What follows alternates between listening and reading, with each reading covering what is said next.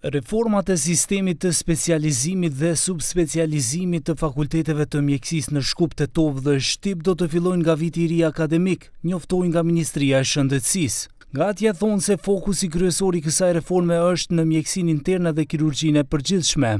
Ministri Azir Aliu tha se analizat kanë treguar se vendi ka specialistë të profilizuar ngushtë me zbatueshmëri të kufizuar në vend.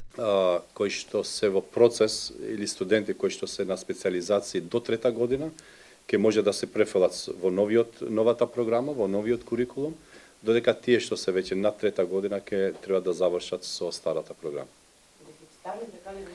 Deficitarните, да. Идеята на креирање на тим за да може кардиолозите, хирурзите, интернистите да работат, нормално ќе одиме со мобилност до фаза додека ние креираме кадар кој што ќе работи во внатрешноста како full-time job.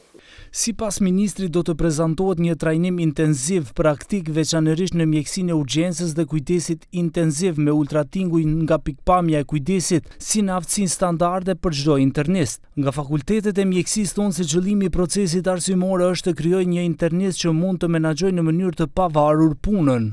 Меѓутоа, решението за немање на кадри е стварно вработување на други луѓе.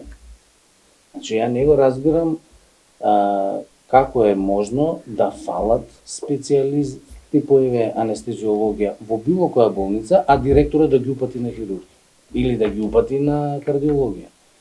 Кога некој се вработува во државното здравство, се става на располагање на капацитетите на таа установа.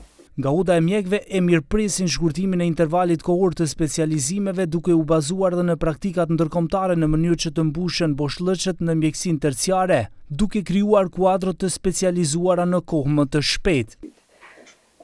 Доктор во Македонија ќе задржите ако го вработите и ако му дадете да се образува онака како што треба. За да тоа биде наједноставно, за да тоа биде најкорисно за сите нас, направивме контакти со коморите од европските земји. Во Германија, во Австрија и во Словенија коморите се тие кои ја организираат специализацијата на. Nga Ministria e Shëndetësisë thonë se sipas një studimi të epidemiologëve rreth 70% e pacientëve janë në qendrat klinike. Kjo sipas tyre ka shkaktuar ngarkesë të madhe në qendrën klinike universitare Nën Tereza, ku nga të gjitha qytetet tjera udhëzohen për ekzaminime më të hollësishme në mungesë të specialistëve në qytetet përkatëse.